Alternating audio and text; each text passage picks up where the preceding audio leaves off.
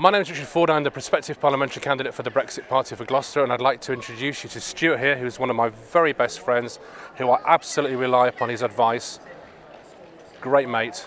Stuart, what do you think is going on in Parliament? What do you think about it? I'm appalled, actually. It's absolutely complete chaos. They're not respecting the wishes of the people. The referendum was quite clear-cut. They voted for Article 50. They voted to implement it. When they went to the election, the two main parties said, you know, if you elect for us, we will see that Brexit happens.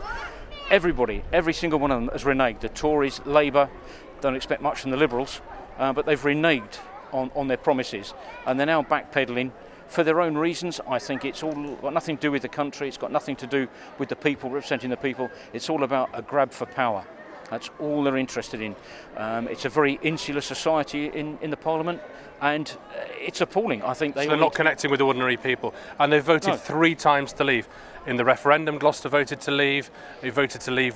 Labour and Conservative both said that they'd implement the referendum result in 2017, and this year the Brexit Party got 38% of the vote here in Gloucester.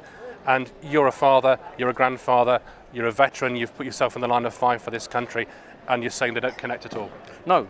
I mean, you talk to anybody in the street, and I talk to people on a regular basis because I travel a lot, and you say to them, what's going on, and they say, everybody's fed up with it. Everybody's completely fed up. Do you think it should be a general election now? I believe there should, actually. I think Boris made the right call. That would have cleared the decks, and then the people, you don't need a second referendum, I'm sorry, we've already had one. But if you have an election, then people can decide, and it will be, I don't care what anybody says, it's not on policies, it will be an in or out Brexit election.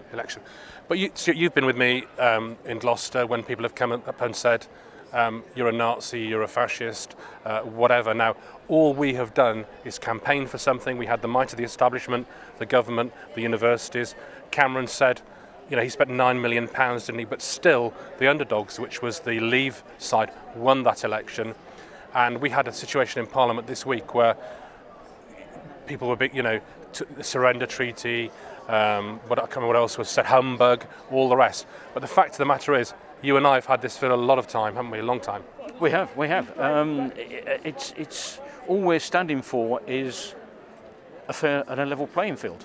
And if people had voted to leave, as they did, then that's all as they were told would happen by Cameron. Absolutely. Oh, and how many times by Theresa May? Many times. I mean, they talk about Brexit Boris. means Brexit, she said. Yeah, well, they talk about Boris lying, but look at the lies that Theresa May told. And they're lying because their lips are moving. So people come to me in Gloucester and say, why are you splitting the vote? I'm the only Leave candidate here in Gloucester. If you're Conservative, you've got a Conservative Remain MP, Labour, Liberal, Democrats. Making the country look stupid, sound. Thank you very much. Thank you. Sorry about that. That was a really helpful comment. But anyway, right here in Gloucester, if you want to honour the referendum result, no point voting Conservative, no point voting Labour, no point voting Lib Dem, no point voting Green, because none of those people will implement what they promise. As we've just said, back in 2017, the Labour and Conservative parties both promised to honour the referendum, and the Conservative Remain MP here in Gloucester increased his majority as a result. So, Stuart, I'm only a dad, you're both a dad and a granddad. So for the future of your children, your grandchildren, who are you going to vote for come the election? I'm going to be voting for the Brexit Party every time. And to be honest, most people that I know are going to do exactly that. So I think the danger is not voting for someone else. The danger is people staying at home because they've been promised before that their vote will be honoured.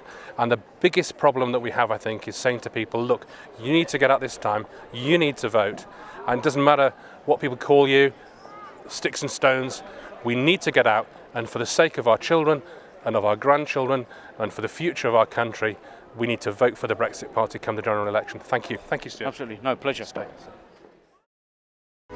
We can do so much better than currently we're getting from our members of Parliament. We want to be an independent, self-governing nation, making its own laws, controlling its own borders, and being proud of who we are as a people. Join us, help us, support us, do what you can for us. We need change in this country, and we need it now.